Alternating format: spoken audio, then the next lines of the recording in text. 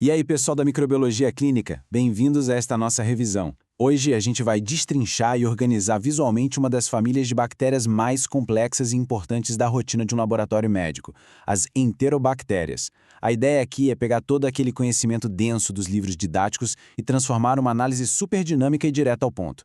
Vamos lá? Imagina a seguinte cena: a bancada de um hospital super movimentado. Acabou de chegar uma amostra fresquinha de fezes de um paciente com cólicas terríveis e diarreia sanguinolenta. Bom, a gente sabe que tem dezenas de micro-organismos ali, e a grande maioria é totalmente inofensiva. Como é que a gente isola o verdadeiro culpado invisível no meio de toda essa flora intestinal normal?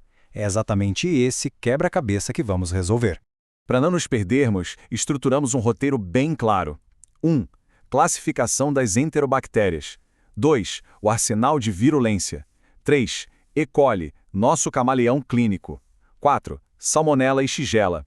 5. O perigo zoonótico da Yersinia. E, fechando com chave de ouro, 6. Casos clínicos no laboratório. Então, vamos começar com a seção 1, classificação das enterobactérias. A família Enterobacteriaceae é simplesmente o maior e mais heterogêneo grupo de bacilos gram-negativos de importância clínica que a gente enfrenta. Para identificar essa galera toda, a gente segue um fluxograma lógico. Tudo começa no passo 1, a coloração de gram, para confirmar que são bacilos gram-negativos. O passo 2 é o divisor de águas. Enterobactérias são sempre catalases positivas e oxidase negativas. Esse teste de oxidase negativo já separa logo de cara de outros não fermentadores perigosos, que frequentemente dão as caras nos hospitais, tipo a pseudomonas, que é a oxidase positiva. E por último, o passo 3, o cultivo no agar macunkei, que tem sais biliares para inibir bactérias gram-positivas e lactose para checar a fermentação. E aqui que a bioquímica pinta um quadro visual perfeito na placa. Fermentadores rápidos de lactose, tipo a E. coli e a Klebsiella, geram ácidos que mudam a cor do maconque, deixando as colônias num tom rosa-púrpura bem característico. A Klebsiella ainda apresenta um aspecto supermucoide por causa da cápsula imensa dela. Já os patógenos clássicos de trato gastrointestinal, como Salmonella e Shigella, não fermentam a lactose. O resultado? Colônias totalmente incolores ou transparentes. Com uma prova simples, a gente divide as famílias e direciona todo o resto do diagnóstico. Avançando para a seção 2, o arsenal de virulência. Vamos falar das armas que essas bactérias usam para invadir e enganar o nosso corpo. O ponto alto da invasão bacteriana aqui é o sistema de secreção tipo 3. Pensem nisso como uma verdadeira seringa molecular. A bactéria perfura a membrana da célula do hospedeiro, seja um macrófago ou enterócito, e injeta toxinas direto no citoplasma. Isso força a célula humana a reorganizar a própria actina, praticamente engolindo a bactéria. É uma estratégia genial.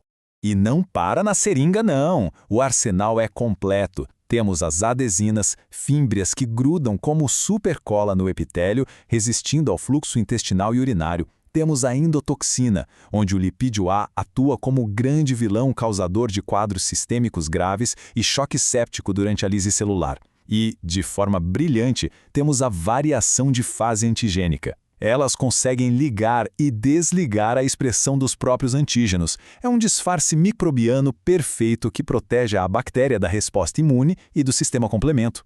O grande problema é que esse arsenal inclui uma defesa pesadíssima contra nossos medicamentos. A resistência antimicrobiana aqui não é só mutação isolada, é frequentemente codificada em plasmídios transferíveis, ou seja, elas trocam genes de resistência entre diferentes espécies. O resultado na prática hospitalar é catastrófico. Cepas oportunistas multiresistentes, especialmente de Klebsiella, imunes a quase todas as classes de antibióticos.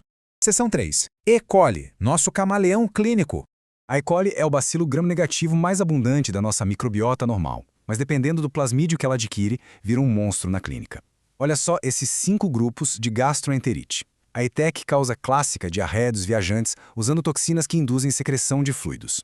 A EPEC afeta bebês destruindo microvilosidades com a intimina. A EAEC autoaglutina formando um padrão muito louco de pilhas de tijolos causando diarreia crônica. A IEC tem mecanismo parecido com a Shigella invadindo o cólon. E por fim, a EHEC, frequentemente associada à carne mal passada, produz a toxina Shiga e causa colite hemorrágica severa.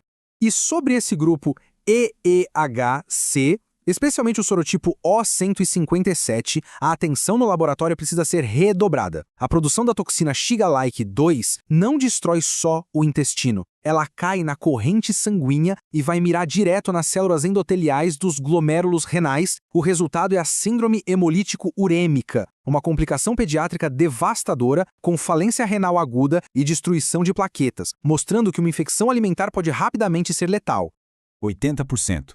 Um número assustador, né?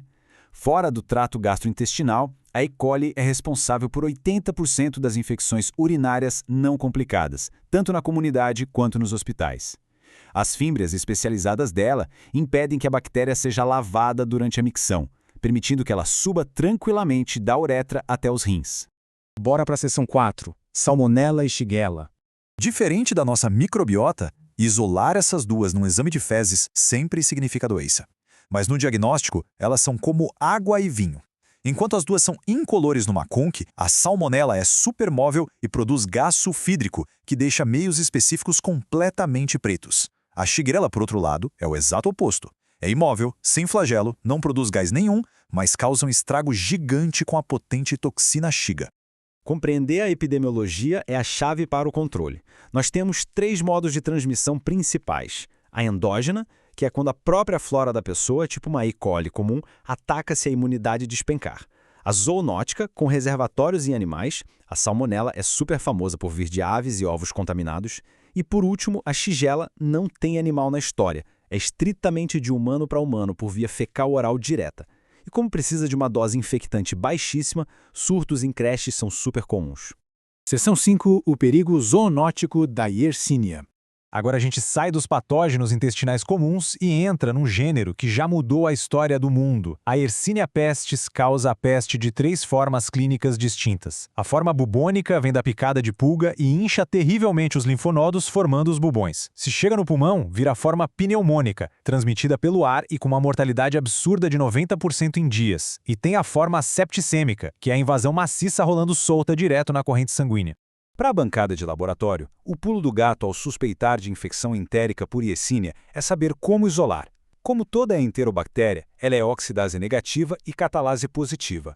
Mas o grande truque para cepas como a Yersinia enterocolítica é que ela tem crescimento seletivo no frio. A gente enriquece a amostra ali em torno de 4 graus Celsius. A flora fecal normal congela e para de crescer, enquanto a Yersinia se multiplica à vontade. E para amarrar tudo, seção 6. Casos clínicos no laboratório. Vamos aplicar tudo o que vimos. Primeiro caso. Chega um paciente no hospital com febre progressiva, dor de cabeça forte, isso já dura mais de uma semana e sem diarreia evidente. O médico pede o teste sorológico de Vidal e o laboratório reporta aglutinação super forte para antígenos O e antígenos H. E aí, pessoal, o que a gente está observando aqui?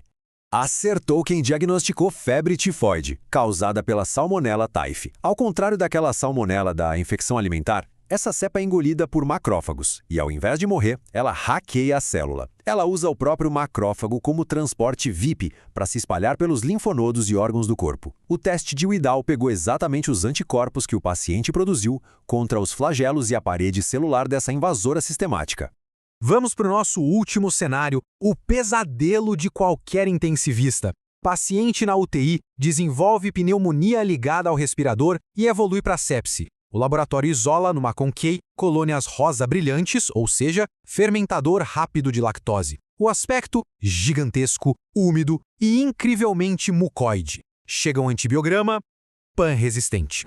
Isso é cara de Klebsiella pneumoniae. Aquela gosma mucoide linda na placa de agar é exatamente a arma principal dela, uma cápsula hidrofílica imensa que repele nossas células de defesa, bloqueando a fagocitose. Junta essa armadura invencível com o fato de que ela adora abrigar plasmídios de extrema resistência e a gente tem um dos patógenos mais letais do hospital. E isso deixa a gente com uma grande reflexão para encerrar a revisão de hoje. Com as bactérias trocando genes de resistência num piscar de olhos, como é que os nossos métodos e antibióticos vão conseguir acompanhar e combater essa evolução na próxima década? Fica aí o alerta para a gente pensar. Até a próxima!